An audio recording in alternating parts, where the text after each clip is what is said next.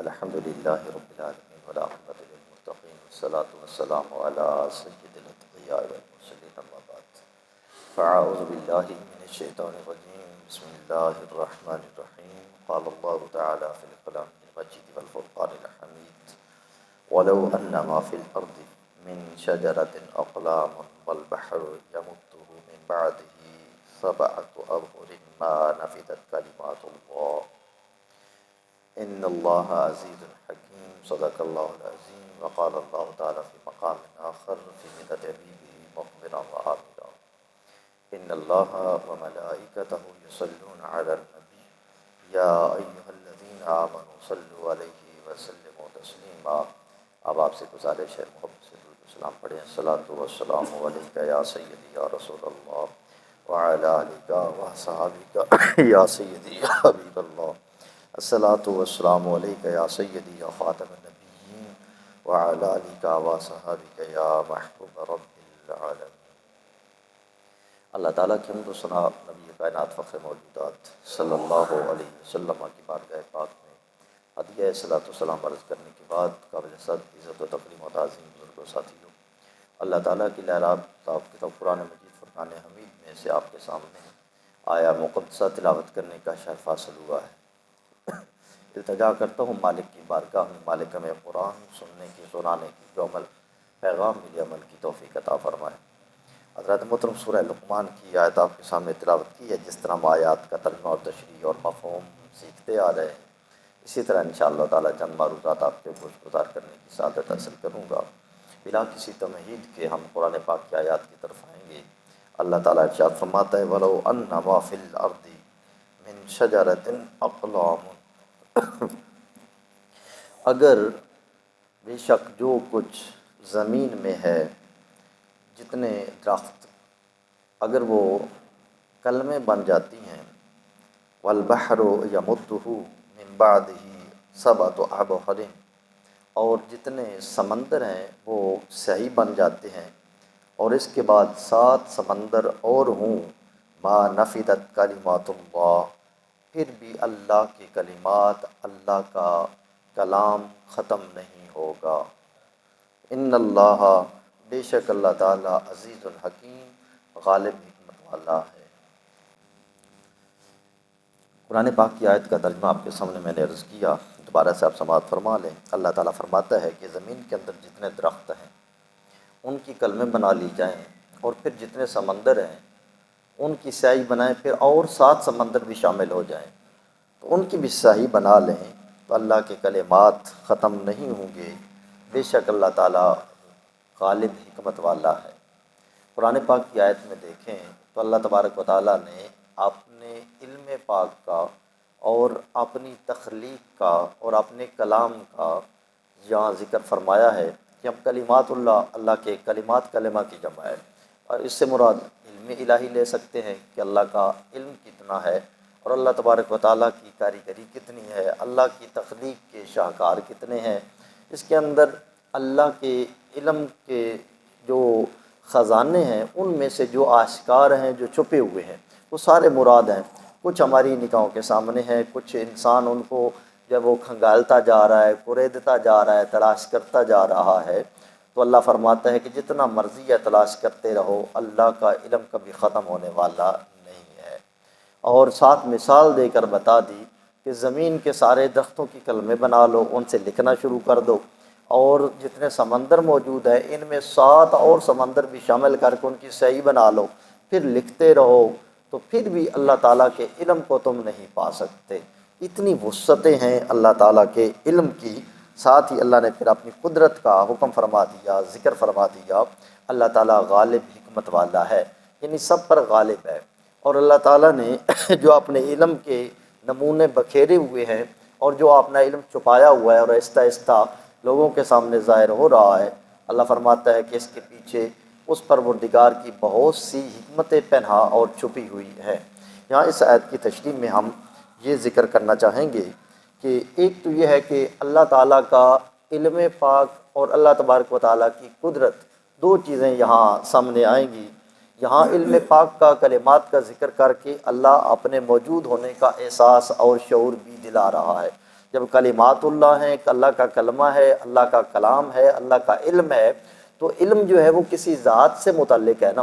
کوئی بندہ کہے کہ فلاں کے پاس علم ہے تو پہلے اس کی ذات کو مانیں گے، پھر کہیں گے علم ہے۔ جب ہم کسی عالم کا ذکر کرتے ہیں تو عالم سے مراد صرف علم نہیں ہوتا، علم والا بھی ہوتا ہے۔ اب علم والی کوئی ذات ہوگی، تو یہاں کلمات اللہ، جو اللہ کے کلمات ہیں، ان میں چھپے ہوئے انداز میں ایک جو ہے بہترین فصیح اور بلیغ انداز میں اللہ نے اپنی ذات کا شعور دلایا ہے کہ اگر میری ذات تک رسائی حاصل کرنا چاہتے ہو تو پھر میرے کلمات میں غور کرو، میری بنائی ہوئی تخلیق میں غور کرو۔ اب تم ان کو غور کرتے جاؤ گے، نئے سے نئے نمونے، نئے سے نئی شکلیں۔ قرآن پاک میں آتا ہے سورہ رحمٰن ہوا کل یوم ہوا فی شان، کہ ہر دن اس کی نئی شان سامنے آتی ہے، ہر دن ایک نئی شان کا اظہار ہوتا ہے۔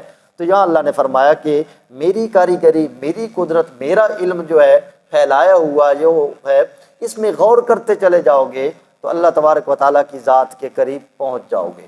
یہاں اس سے ہمیں ایک تو علم کا شعور اور شوق دلایا جا رہا ہے، اور میں بارہا یہ عرض کر رہا ہوں کہ مسلمانوں کو علم کے میدان میں آگے بڑھنا چاہیے تھا اور بڑھنا چاہیے، جس طرح ہمارے آقا ابری نے، میرے آقا صلی اللہ علیہ وآلہ وسلم نے، دیکھیں غزوہ بدر ہوا، تو غزوہ بدر کے موقع پر علم کا اتنا جو ہے وہ مسلمانوں کو احساس دلایا گیا، اور اتنی اس کی اہمیت جتلائی گئی ہے کہ غزوہ بدر ہوا اور ان کے 70 لوگ جو ہیں وہ قیدی بن گئے تھے کفار مکہ کے۔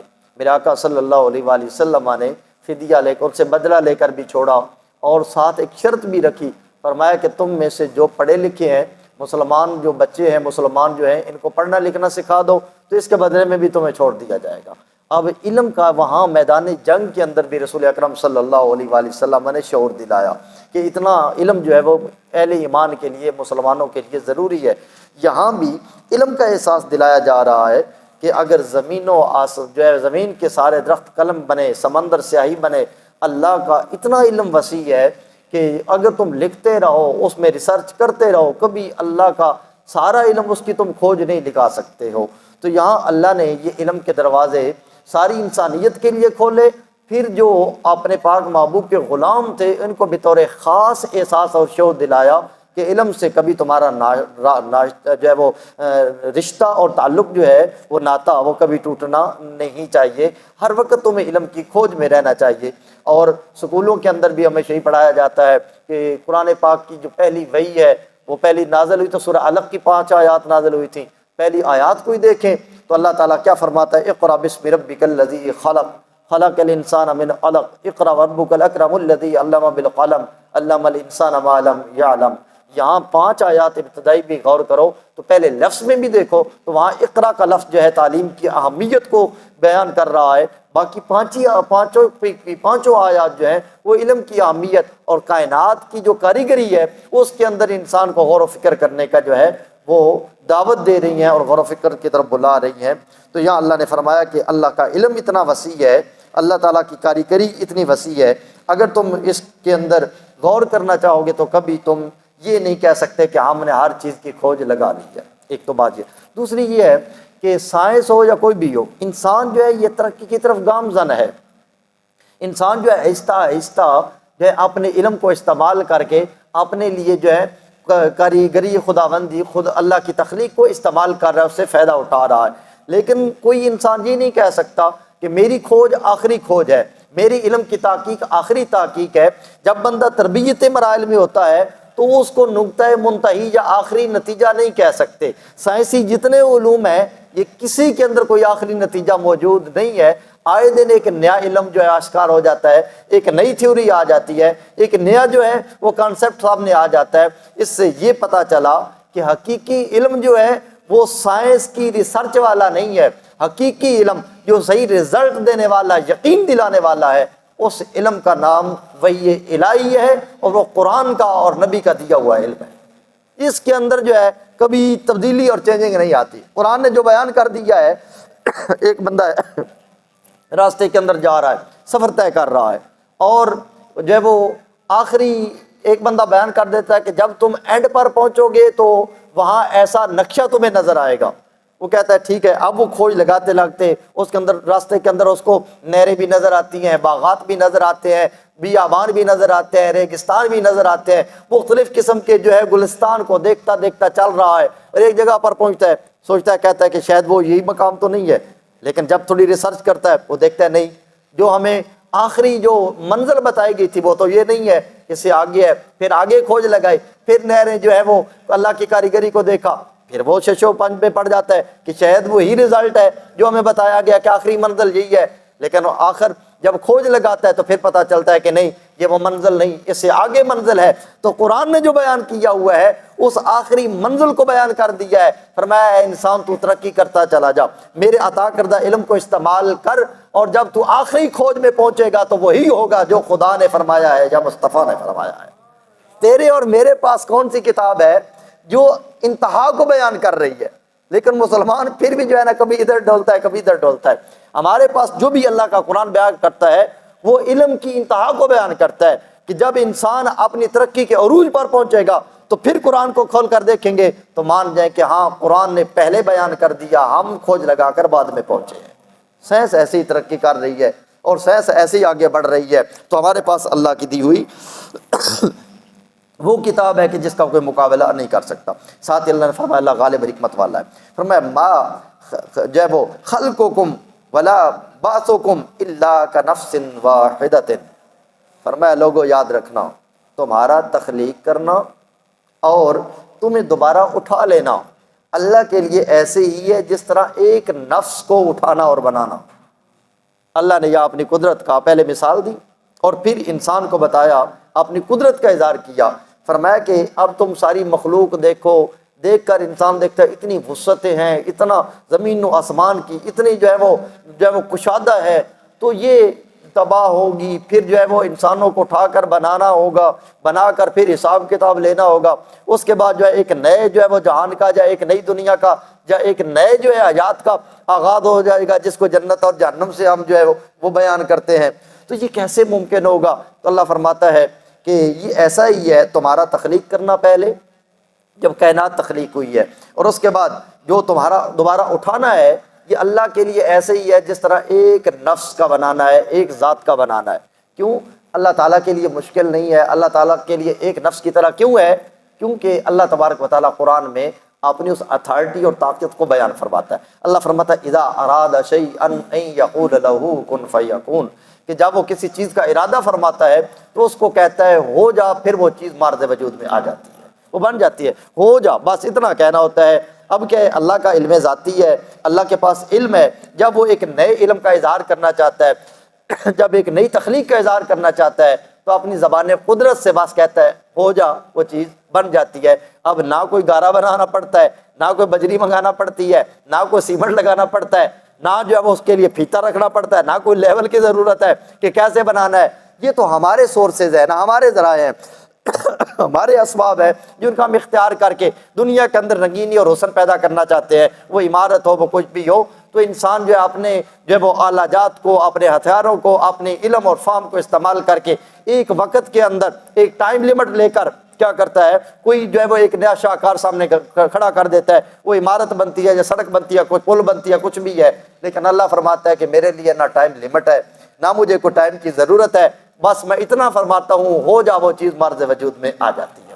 یہ اللہ کی کاریگری اور قدرت کا اظہار ہے، اور اسی لیے اللہ نے فرمایا کہ اللہ کی ذات پر یقین کامل رکھو کہ اللہ تبارک و تعالیٰ نے بنایا، دنیا فنا ہوگی، پھر اٹھائے گا، اور اس کے لیے کتنا مشکل ہے؟ فرمایا کوئی مشکل نہیں۔ مثال دی ایسے ہی ہے جیسے ایک نفس کا بنانا ہوتا ہے۔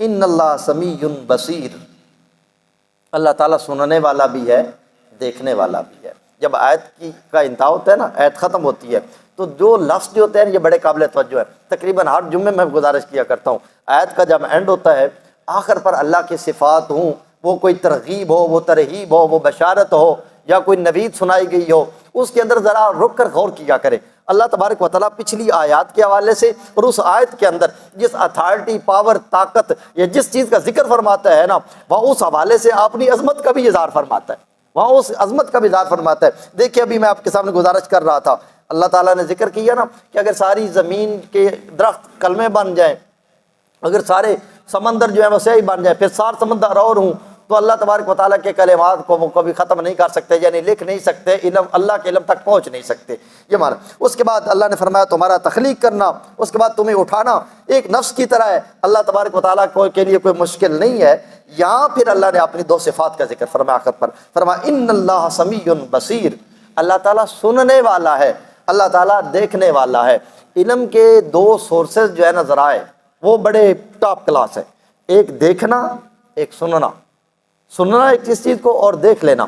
اب کیا ہے، آپ کوئی سرگوشی کرو اور دل کے اندر جو ہے وہ کوئی بات رکھو یا سوچو، تصور کرو کہ ہاں میں نے تو فلاں سوچی ہے یا تصور کیا ہوا ہے قیامت کے روز اللہ اٹھائے گا، تو کیا ہے میرے سوچے ہوئے کا مواخذہ کر سکے گا؟ اللہ کے علم میں یہ ہوگا کہ میں نے کیا سوچا تھا؟ اللہ فرماتا ہے نہیں، اپنے دل و دماغ میں یقین مضبوط کر لے، ان اللہ سمیع، اللہ تبارک و تعالیٰ سننے والا ہے، وہ تمہارے دل کی دھڑکنوں سے بھی واقف ہے، تمہارے تخیلات کے اندر، تمہارے تصورات کے اندر جو کچھ آتا ہے، اللہ تعالیٰ کے ساتھ ذات سے کوئی چیز چھپی ہوئی نہیں ہے۔ یا سمیع نے بیان کر دیا۔ پھر بصیر، اب ذہن میں یہ جاتا ہے کیسے ایک نفس میں جو ہے ایک ہی نفس کی طرح پیدا کر لے گا، کس طرح اللہ اٹھا لے گا؟ اب کیونکہ اعضاء بکھر جاتے ہیں، اس را مٹیریل کو اکٹھا کرنا اس طرح آسان تو نہیں ہوتا، کوئی پرزہ ادھر سے تلاش کر کے لے آؤ، کوئی ادھر سے لے کے آؤ، کوئی جو ہے سمندر کی روانیوں میں بہ کے نہ جانے کائنات کی جو وہ کہاں تک پہنچ چکا ہے، کوئی جو آگ میں جلا، کوئی کسی جگہ پر پہنچا، تو یہ چھوٹے چھوٹے ذرات کیسے اکٹھے کی جائیں گے؟ یہ انسان کے دل و دماغ میں باتیں جاتی ہے نا۔ تو سارے سوالات جو انسان کے دل میں بنتے تھے، ہواؤں نے نہ جانے کہاں تک انسان کے اعضاء کو جو ہے وہ بکھیر دیا ہے، کائنات کے اندر کہاں کا ذرات پہنچے ہوئے ہیں، تو اس کے لیے دیکھنا بھی ضرورت ہے، جو ہے اس کی ضرورت ہے، اس کو تلاش کرنے کی ضرورت ہے۔ تو کیسے ہوگا؟ اللہ تعالیٰ نے سارے سوالات کا جو انسان کے دماغ میں اٹھنے والے تھے ان کا ایک لفظ ذکر فرما کر بیان فرما دیا، فرمایا بصیر، اللہ سننے والا بھی ہے، اللہ دیکھنے والا بھی ہے، بریکی سے دیکھنے والا ہے۔ بصیر جو ہے یہ فاعل ان کے جو ہے نا فعیل کے وزن پر مبالغہ کا صیغہ ہے۔ جو دین پڑھنے والے لوگ ہیں، مبالغہ کا لفظ تو آپ جانتے ہیں، اور جو ہے زیادتی کرنا، اضافہ کرنا، بڑھا چڑھا کر بیان کرنا، لیکن عربی لغت کے اندر جو ہے جو کچھ الفاظ کے وزن ہوا کرتے ہیں، کچھ جو ہے جب اس کا وزن چینج ہوتا ہے، ایک لفظ کی شکل چینج ہوتی ہے تو معنوی تبدیلی آتی ہے اس کے اندر۔ یہ بصیر ایسا وزن ہے جو فعیل ہے، فعیل کے اندر جو ہے یہ مبالغہ پایا جا رہا ہے، مبالغے میں ایک معنوی زیادتی پائی جا رہی ہے، معنی کا اضافہ پایا جا رہا ہے۔ اس کا معنی کیا بنے گا؟ بریک بین، بہت زیادہ دیکھنے والا ہے۔ فرمایا لوگو میں جو کہتا ہوں بات کو مان جاؤ، جو میں تمہیں فرماتا ہوں میری اتھارٹی اور طاقت کو مان جاؤ۔ فرمایا میرا تمہارے لیے جو اٹھا لینا تم کو دوبارہ کوئی مشکل نہیں ہے، میں سب کو اکٹھا کر کے ان سے جواب لوں گا، ان سے سوال کروں گا، ہر ایک کے ظلم اور زیادتی کو سارے کے سامنے رکھ کر بتاؤں گا کہ تو نے فلاں موقع پر فلاں کام کیا، تو نے فلاں موقع پر فلاں پر ظلم کیا، ہر چیز کو سامنے لے کے آؤں گا۔ کیوں؟ اللہ تعالیٰ بصیر ہے، اللہ تعالیٰ ہر چیز کو دیکھنے والا ہے۔ میں نے پہلے 1-2 جمعے بھی گزارش کی تھی آپ کے سامنے کہ دیکھیں جو اللہ تعالیٰ کی یہ صفت ہے نا بصیر، ایک علیم اور ایک بصیر۔ صوفیاء اکرام، میں صوفی ازم کو بھی پڑھتا رہتا ہوں ساتھ ساتھ، صوفیاء کیا فرماتے ہیں؟ اب فرماتے ہیں کہ ان صفات پر ذرا غور کیا کرو۔ علیم، اللہ جاننے والا ہے، یہ تمہیں برائی سے بڑا روکے گا۔ بصیر، وہ دیکھنے والا ہے۔ اب کسی کو تنہائی کے اندر بھی چھپے ہوئے بھی کسی کو غلطی کا، برائی کا، اللہ کی نافرمانی کا موقع ملتا ہے نا، تو اللہ کو اپنے دل و دماغ میں رکھا کرو، علیم۔ اور کوئی جانتا ہے یا نہیں جانتا؟ اللہ جاننے والا۔ یہ ایک صفت الہی جو ہے نا علیم، یہ تمہیں برائی سے باز رکھے گی، تمہیں برائی سے بچا لے گی۔ دوسرا بصیر، اللہ دیکھنے والا ہے۔ ہم نے کسی کو کوئی چیز ہتھیانی ہے، کسی کے جیب سے نکالنی ہے، کسی کی جیب تراشنی ہے، کسی کی چوری چکاری ڈاکہ زنی کچھ بھی کرنا ہے، تو کیا ہے وہ دکاندار تو جو ہے نا وہ غافل ہو سکتا ہے، کسی اور کی طرف دیکھ رہا ہے، ہم نے اٹھا کر جیب میں کوئی چیز ڈال لی تو دکاندار نے نہیں دیکھا، لیکن ایک اتھارٹی ہے وہ دیکھنے والی ہے، اس کا نام کیا ہے؟ اللہ۔ فرمایا بصیر، وہ دیکھنے والا ہے۔ یہ 2 صفات الہی جو ہے اگر انسان کے دل و دماغ پر ہر وقت مستحضر رہے تو انسان بے شمار برائیوں سے بچ جاتا ہے۔ اس لیے ہر موقع پر جہاں بھی اللہ تعالیٰ انسانیت کے لیے قرآنی آیات کی روشنی میں ہدایت کے دروازے کھولتا ہے، ساتھ ہی اپنی صفات عالیہ کا یوں بیان کرتا ہے کہ پوری آیات کا مغز اور خلاصہ 2 لفظ بیان کر دیتے ہیں، جس طرح جہاں اللہ نے بیان کیا سمیع بصیر، اللہ تعالیٰ سننے والا اور دیکھنے والا ہے۔ اس کے بعد اللہ تعالیٰ نے مزید اپنی قدرت کا اظہار فرمایا، فرمایا الم تر ان اللہ یولج اللیل فی النہار ویولج النہار فی اللیل، الم تر، کیا تو نے نہیں دیکھا؟ اب یہ مشاہدات کی طرف، اسی کو سائنس کی بنیاد بھی یہاں سے پڑی ہے کہ انسان جو ہے وہ کیا کرتا ہے، ایک چیز کو دماغ میں لاتا ہے، پھر سوچتا ہے کہ کیسے کوئی چیز بنی ہوگی، یہ کیسے بنی ہے، پھر کیا ہے اس کے اندر غور کی طرف کرنا شروع کر دیتا ہے، ذرا دیکھو تو صحیح، جب غور کرتا ہے تو پھر وہ چیز پردے ہٹاتی ہے۔ ہم سے تو غور کا ملکہ، سوچنے کا ملکہ ہی چھین لیا گیا ہے، جو طرح غور کرنا، سوچنا، کسی چیز کے اندر گہرائی میں جانا۔ تو اللہ تعالیٰ کئی بار انظروا ینظروا تنظروا انظر فلینظر، کتنی بار قرآن پاک میں لفظ آتے ہیں، الم تارا، کتنی بار یہ لفظ آتا ہے، کیا تو نے نہیں دیکھا، کیا تو نے نہیں دیکھا؟ اور ہم بھلے انداز سے یہ الفاظ پڑھ کے آگے گزر جاتے ہیں اور ہم سوچتے بھی نہیں ہیں کہ جو ہے وہ ہمیں کون فرما رہا ہے کہ بھائی یہ جو چیز تمہیں بتائی ہے تو نے اس کو دیکھا نہیں ہے۔ ہم مڑ کے اس چیز کو دیکھ ہی لیتے۔ یہ دنیا کے اندر اگر دنیاوی مثال لینی ہو تو آپ یوں لے سکتے ہیں کہ ہم جا رہے ہیں، راستے کے اندر جو ہے وہ کوئی ایسا کام ہو گیا ہے کہ جو ہمارے لیے عبرت ناک ہے، کوئی ایسی چیز ہے، تو ہم وہاں سے گزرے، ہم نے ایسے مڑ کے بھی نہیں دیکھا، آگے گئے تو کسی نے کہا کہ تم نے وہاں دیکھا نہیں؟ کہتا ہے نہیں یار، کچھ ایسے لوگ اکٹھے تو تھے وہاں لیکن میں نے نہیں دیکھا، میں تو آگے گزر آیا۔ کسی نے آگے سوال کرنے والے نے سوال کر لیا، کیا تو نے دیکھا نہیں؟ ہم نے کہا نہیں میں نے تو نہیں دیکھا، لیکن ہاں اتنا مجمع بنا ہوا تھا، جمع غفیر تھا، وہاں لوگ اکٹھے تھے، لیکن میں نے نہیں دیکھا۔ یہ انسانیت کی غفلت کی انتہا ہے، یہ قرآنی علوم کے خلاف ہے، قرآنی مزاج کے خلاف ہے کہ انسان دنیا کے اندر غور نہ کرے۔ اللہ کا قرآن بابانگ دہل یہ اعلان کرتا ہے سیرو فی الارض کیف کان عاقبۃ المکذبین، کہ زمین میں چلو پھرو گھومو دیکھو کہ ہم نے جھٹلانے والوں کو کیا انجام دیا، ان کا انجام کیا ہوا تھا۔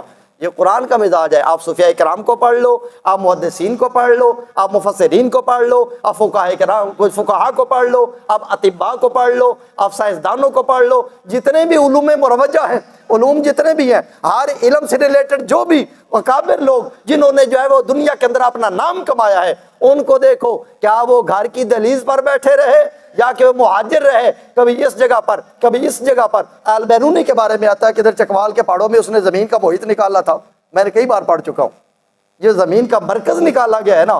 البیرونی ریاضی دان، ایک ٹاپ کلاس جو اسکالر ہے، جو ریاضی کا جو جد امجد مانا جاتا ہے، بابا مانا جاتا ہے، اس نے آ کر جو ہے وہ ادھر چکوال کی پہاڑیوں میں زمین کا محیط نکالا، آ کر کہاں سے چلا اور کہاں پہنچا۔ اس کا مطلب یہ ہوا کہ علم کے متلاشی جنہوں نے دنیا کے اندر اپنا نام کمایا، جنہوں نے ترقی حاصل کی، جو دنیا کی پیشانی کے ماتھے کا جو ہے وہ جھومر بنے، انہوں نے کیا کیا؟ انہوں نے کائنات میں غور کیا ہے۔ لیکن مسلمان اتنا جو ہے وہ سادہ بن گیا ہے، مسلمان اتنا جو ہے وہ معصوم بنا بیٹھا ہے کہ قرآن پاک کی ہر دوسری تیسری آیت اس کو غور کرنے کا حکم دیتی ہے، لیکن وہ غور نہیں کرتا ہے، وہ کائنات میں سوچ و بچار نہیں کرتا ہے۔ اور سوچ و بچار کا فائدہ کیا ہوتا ہے؟ اچھا، قرآن پاک کا ایک اور میں اسی آیت کے ضمن میں گزارش کرنا چاہوں گا۔ دیکھیں قرآن پاک میں واقعات موجود ہے نا، ابھی پڑھتے سورہ حضرت یوسف کا واقعہ آ گیا، حضرت یعقوب علیہ السلام کے ناطے سے حوالے سے حضرت سلیمان کا آ گیا، حضرت داؤد علیہ السلام کا کیا، حضرت شعیب کا ذکر ہے، حضرت موسیٰ علیہ السلام کا تو بارہا ذکر ہے، حضرت عیسیٰ علیہ السلام کا جو ہے وہ کئی بار ذکر آیا، سیدنا آدم علیہ السلام کا قصہ ذکر ہوا۔ تو یہ ساری کیا چیزیں ہیں؟ یہ سارے واقعات ذکر کرنے کا مقصد یہ ہے کہ تمہارے سامنے ہسٹری قوموں کے عروج و زوال کو کھول کر سامنے رکھے جائے کہ کامیاب کون ہوا، ناکام کون ہوا، جہنم کا ایندھن کون بنا، تباہی کے منہ میں کون چلا گیا۔ عروج اللہ نے کس کو عطا کیا کہ عروج و زوال کو دیکھ کر ہر دور کے اندر میرا ماننے والا، میرے نبی کے غلام جو ہے یہ عبرت کا سامان حاصل کرتے رہیں اور اپنے لیے وہ جو ہے وہ عظمت کے نشان تلاش کرتے رہیں، اپنے لیے کامیابی کے راستوں کو ڈھونڈتے رہے۔ یہ قرآن پاک کا مزاج بھی بتاتا ہے اور یہی آیات بھی یہی ہمیں سکھاتی ہیں۔ اللہ فرماتا ہے الم تارا، کیا تو نے نہیں دیکھا؟ یہ تارا کا مفہوم میں نے بیان کیا، عرض کیا ہے کہ ایک لفظ ہمیں کتنی دعوت فکر دے رہا ہے۔ کیا تو نے نہیں دیکھا ہے؟ ان اللہ یولج اللیل فی النہار، بے شک جو ہے ان اللہ یولج اللیل فی النہار، اللہ تعالیٰ کیا کرتا ہے؟ یہ رات کو دن میں داخل کر دیتا ہے۔ ایمان سے بتائیں کہ رات آتی جاتی ہر روز آ رہی ہے نا، صبح سورج طلوع ہوتا ہے اور غروب ہو جاتا ہے۔ ہم یہ ضرور کہتے ہیں کہ سورج طلوع ہوا، غروب ہوا، فلاں ٹائم پر مغرب ہوگی، فلاں ٹائم پر عصر ہوگی۔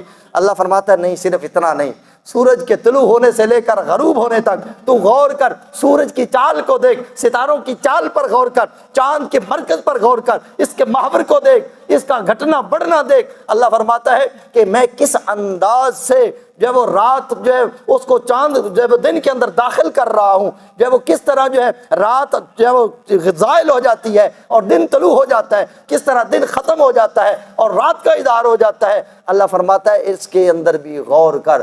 اس کے اندر غور کرنے کا آپ سوچیں کہ فائدہ کیا ہوا؟ جن لوگوں نے غور کیا انہوں نے بھی ہمارے لیے ٹائم بھی بنایا، انہوں نے یہ گھڑیاں بھی بنائی، انہی لوگوں نے جو ہے ہمیں بتایا کہ دوپہر کیا ہوتی، انہوں نے جو ہے سیکنڈ بھی بنائے، انہوں نے منٹ بھی بنائے، انہوں نے گھنٹے بھی بنائے، انہوں نے رات و دن کی گھڑیوں کو 24 جو ہے وہ لمحات کے اندر گھنٹوں کے اندر تقسیم بھی کر دیا۔ تو رات کے آنے جانے اور دن کے آنے جانے کے اندر بھی ایک علم چھپا ہوا تھا۔ یہ اللہ نے حکم کسے دیا؟ اللہ نے مسلمان کو حکم دیا تھا، لیکن مسلمان نے کیا کیا؟ مسلمان نے کہا کہ بس ہم نے قرآن کو صرف سرسری انداز سے پڑھنا ہے۔ اللہ فرماتا ہے اس میں بھی تو نے غور کرنا ہے۔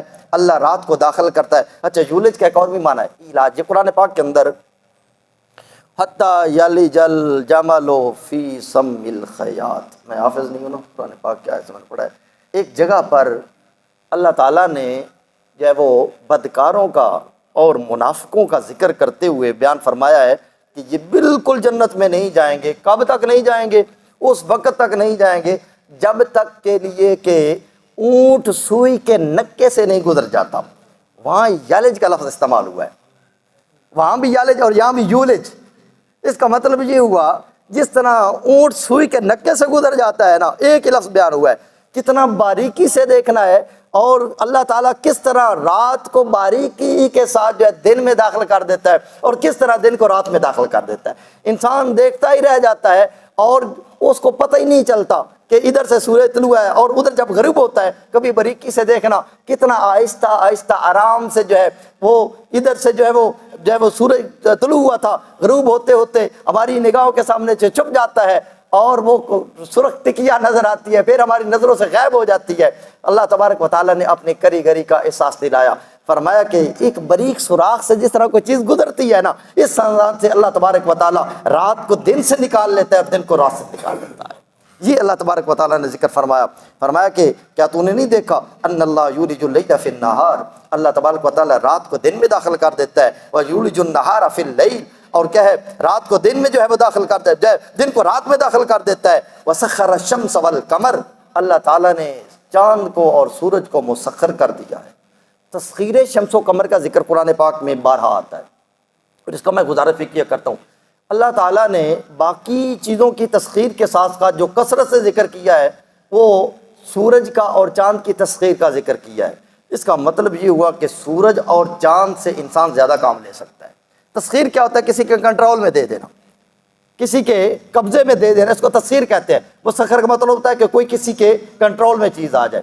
تو اللہ تبارک و تعالیٰ نے باقی چیزیں بھی انسان کے لیے پیدا کی ہیں، زمین و آسمان کی ساری وسعتیں اللہ نے انسان کے سامنے کھول کے رکھ دی ہیں کہ ان کو استعمال کرو، لیکن بطور خاص جو تسخیر کا ذکر ہوا ہے وہ چاند کے لیے اور سورج کے لیے ہوا ہے۔ تو اللہ تبارک و تعالیٰ نے یہاں قرآن میں یہ بھی درس دے دیا کہ انسان سورج اور چاند سے زیادہ فائدہ حاصل کر سکتا ہے، اور جنہوں نے ریسرچ کی انہوں نے چاند کی چاندنی کو بھی استعمال کیا، سورج کی روشنی کو بھی استعمال کیا۔ موجودہ دور کے اندر تو سمجھانے کی ضرورت نہیں ہے، کیا سولر پلیٹیں آ رہی ہیں، بجلی کا متبادل جو آپ استعمال کر رہے ہیں، یہ کیا ہے؟ یہ ساری سورج سے جو ہے وہ انرجی لی جا رہی ہے۔ تو کیا ہے، جن لوگوں نے ان میں غور کیا ہے انہوں نے سورج کی شعاؤں کو بھی کنٹرول کیا، چاند کی چاندنی کو بھی کنٹرول کیا۔ اللہ فرماتا ہے بطور خاص ان دو سیاروں پر غور کرو، انسان کی زندگی کے اندر ان کا بڑا عمل دخل ہے۔ اور سائنسی اعتبار سے میں نے سائنس میں زیادہ نہیں گیا، میٹرک میں نے زیادہ نہیں پڑھا، اور کئی مقامات پر یہ بھی پڑھا تھا کہ چاند جو ہے نا، یہ جو سمندر کا مد و جزر ہے،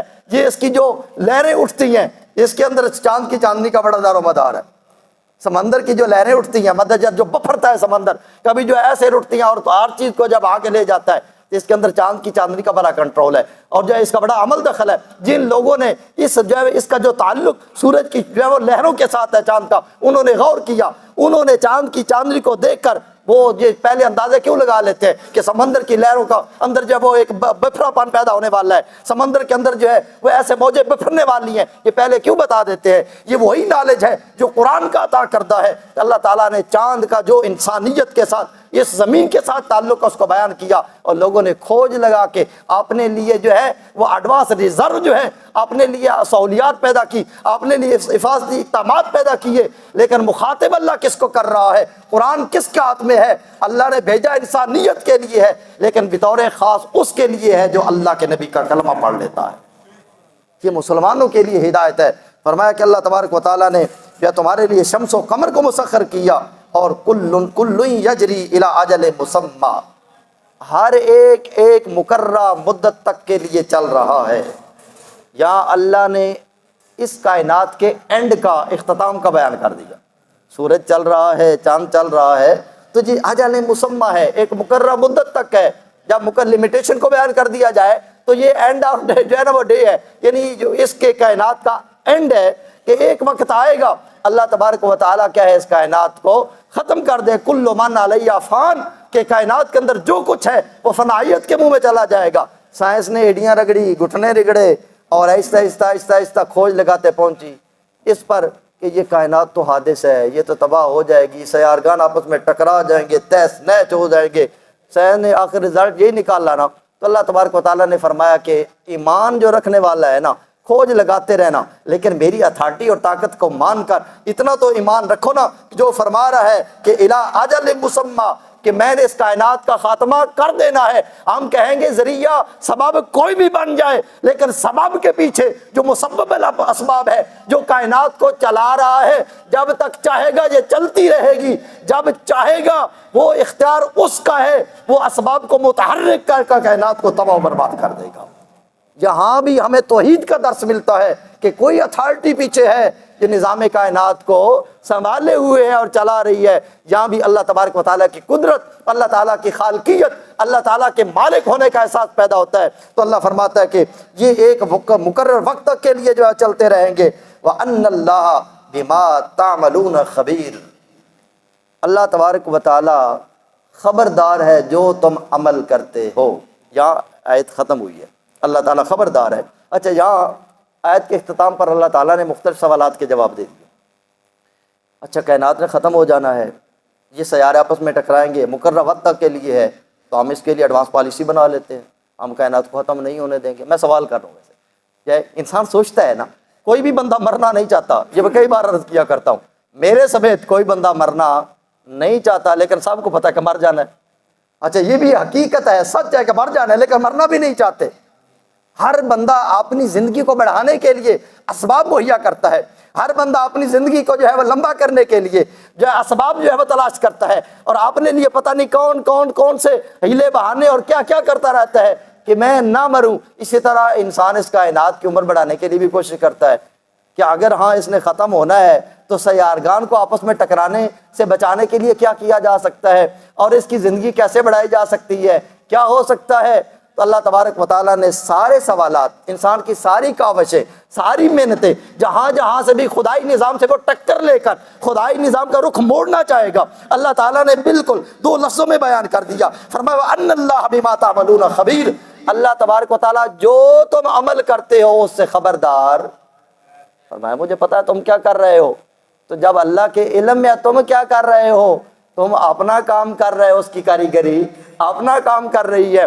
کئی بار بندہ جو ہے کتنے اسباب جو ہے وہ اختیار کر کے کہتا ہے کہ اب جو ہے نا وہ میرے سامنے کوئی رکاوٹ نہیں آ سکتی، پھر ہوتا کیا ہے کہ انسان سارے اسباب اور سورسز جو ہے وہ اختیار کر چکا ہوتا ہے، لیکن اللہ کی قدرت جو ہے وہ غالب آتی ہے، اللہ کا فیصلہ غالب آتا ہے، وہ انسان ہاتھ کھڑے کر دیتا ہے۔ میں چاہتا کچھ اور تھا لیکن اللہ نے کچھ اور کر دیا۔ اللہ فرماتا ہے پہلے ہی تجھے فرمایا ہے، مان جا، وما تشاءون الا ان یشاء اللہ، تم نہیں چاہ سکتے، جو مرضی ہے چاہتے رہو، ہوگا وہی جو اللہ چاہتا ہے۔ یہ اللہ تعالیٰ نے اشارتاً یا آیت کے حصے میں بیان فرما دیا۔ فرمایا کہ اللہ خبردار ہے جو تم عمل کر رہے ہو، جو مرضی ہے آپ نے بچاؤ کے لیے کر لو، لیکن اللہ کی قدرت سے کوئی ٹکر لے سکتا نہیں ہے۔ یا اللہ تعالیٰ نے بیان فرما دیا، اس فرمایا ذالک بأن اللہ الحق، الفاظ جو ہے وہ دل کو چھو لینے والے، پورا قرآن ہی جو ہے وہ دل کی جو ہے وہ باغ بہارا بنا دیتا ہے، لیکن ہر لفظ کا اپنا مزاج ہے، میرے رب کے کلام کا اپنا مقام اور عظمت ہے۔ یہاں اللہ تعالیٰ فرمایا ذالکا، یہ جو پیچھے باتیں کی ہیں یہ اشارہ ہے ذالکا۔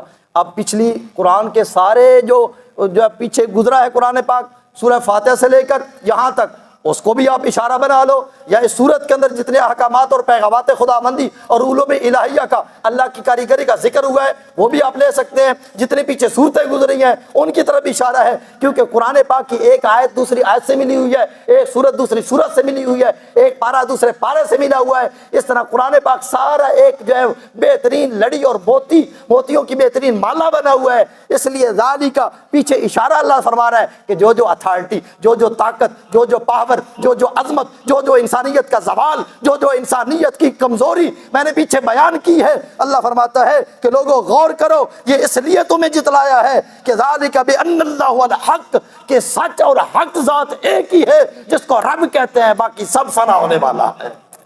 یا اللہ تعالیٰ نے درس دے دیا، فرمایا حق ایک ہی ہے۔ یا اللہ تبارک و تعالیٰ نے اپنی حقانیت کو، سچائی کو ظاہر کر دیا، وہ سچ کیا ہے، وہ خالق ہے، باقی سب اس کی قدرت کا اور اس کی کاریگری کا کمال نظر آتا ہے۔ جو کمال اس نے بنایا ہے اسی کے کنٹرول میں ہے، جب چاہے گا اس کو ختم کر دے گا۔ یا اللہ تعالیٰ نے بہترین اور پیارے انداز کے اندر انسان کو سمجھایا ذالک بان اللہ الحق وان ما يدعون من دونہ الباطل، انسان کو پھر درس دیا، حکم فرمایا کہ بے شک جن کو وہ بلاتے ہیں نا من دونہ ہی، اللہ کو چھوڑ کر، باطل، سب باطل ہے۔ مسلمان کو یہ سمجھ جانا چاہیے عبادت کے لائق صرف اللہ، باقی کسی کے سامنے بھی جھکو گے وہ اس کو ایک ہی نام اللہ نے دیا ہے الباطل، باطل، ایک حق اور ساتھ باطل، بس دو ہی راستے ہیں، عبادت الہی، اختیار الہی، قدرت الہی، ملکیت الہی، اور جو ہے وہ جباریت و قہاریت سب کچھ اس کا ہے، اور کنٹرول اللہ کا۔ اللہ کے مقابلے میں جو کچھ آئے گا وہ کیا ہے، الباطل۔ اب ایک طرف باطل اور ایک طرف حق، وہ کون، اللہ۔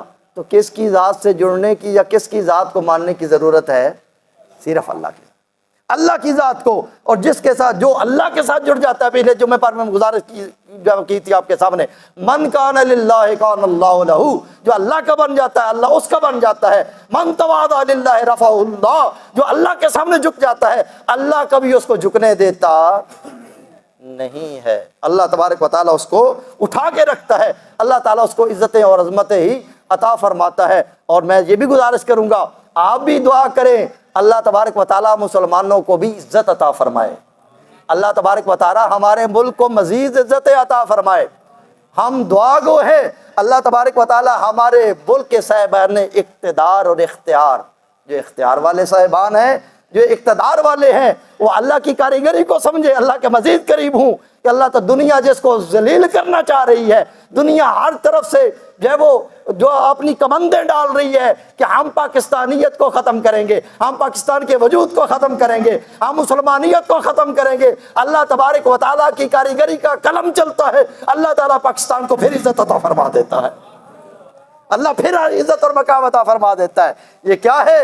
یہ میرے مالک کی کاریگری ہے، یہ میرے مالک کی قدرتیں ہیں۔ اس لیے ہم کہتے ہیں کہ اپنے اندرون خانہ جس طرح بیرون ملک کے اندر، میرے آقا صلی اللہ علیہ وسلم کا مزاج مبارک، اور جو آپ کی سنت طیبہ بھی یہی ہے، حدیث طیبہ میں آتا ہے، میرے آقا صلی اللہ علیہ وسلم فرماتے ہیں کہ آپ کے لڑکپن کے عالم میں، جوانی کے عالم میں، ابھی اظہار نبوت نہیں فرمایا تھا، ایک معاہدہ ہوا تھا، اس کو کتابوں جو ہے اسکول کی کتابوں میں بھی لکھا ہوتا ہے، حلف الفضول اس کا نام ہے، حلف الفضول ہوا، اور وہاں معاہدہ یہ کیا گیا تھا کہ ہم کمزوروں کے ساتھ کھڑے ہوں گے، ہم کسی پر ظلم نہیں ہونے دیں گے، ہم غریبوں کو کھانا کھلائیں گے، ہم مسکینوں کی داد رسی کریں گے، ہم کسی پر ظلم اور جبر نہیں ہونے دیں گے۔ میرے آقا بعد میں بھی اس معاہدہ کا ذکر فرماتے کسی دور کے اندر، اس دور کے اندر کسی وقت بھی اگر پھر بھی کوئی ایسا معاہدہ ہوگا تو محمد الرسول اللہ کی ذات پاک اس معاہدے میں شامل ہوگی۔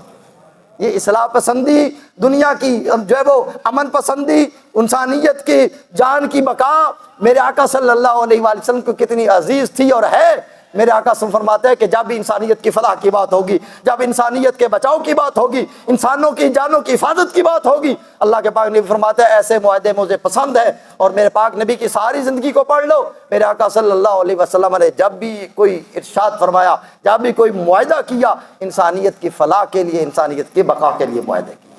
اللہ تبارک و تعالیٰ پاکستان کو مزید عزتیں عطا فرمائے، ہمارے دل کو ٹھنڈک ملتی ہے، ہمارا دل خوش ہوتا ہے، دل کے اندر اطمینان آتا ہے۔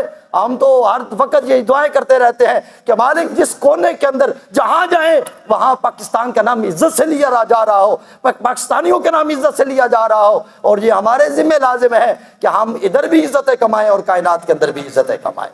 ہر بندہ اپنا کردار ادا کرے، اللہ تعالیٰ ہمارے ملک کو مزید عزتیں عطا فرمائے، لوگ آئیں اور یہ ایک منصف بنے، لوگوں کی نظریں اس کی طرف ہوں۔ جس طرح یہ پاک دھرتی ہے، اللہ تعالیٰ اس کی دھرتی کے وجود سے جو ہے ہمیشہ لوگوں کے لیے پاکیزگی کا پیغام عطا فرمائے، جہاں سے ہدایت کا، پاکیزگی کا، طہارت کا، اصلاح کا، لوگوں کی ہمدردی کا پیغام نکلتا رہے۔ تو ایک طرف حق ہے، ایک طرف کیا ہے، باطل ہے۔ اللہ تبارک و تعالیٰ کی بارگاہ میں التجا ہے، اللہ تعالیٰ ہمیں حق کے ساتھ کھڑا ہونے کی توفیق عطا فرمائے۔ وَأَنَّ اللَّهُ هُوَ الْعَلِيُّ الْكَبِيرُ، فرمایا بے شک اللہ تعالیٰ بلند و بالا، سب سے اعلیٰ، اور کبیر، سب سے بڑی کبریائی والا ہے۔